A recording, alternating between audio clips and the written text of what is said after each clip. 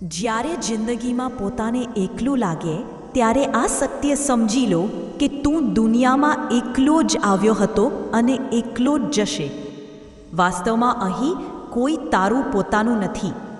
જે માતા પિતા આપણને જન્મ આપે છે તે પણ એક દિવસ છોડીને ચાલ્યા જાય છે, તો બીજાની શું આશા રાખવી?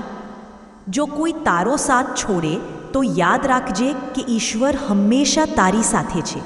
તે ક્યારેય સાથ છોડતો નથી.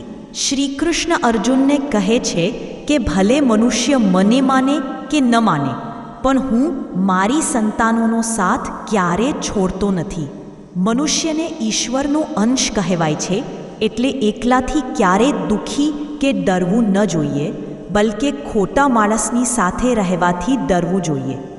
એકલું રહેવું એ ખોટા માણસની સાથે રહેવા કરતાં 1000 ગણું સારું છે.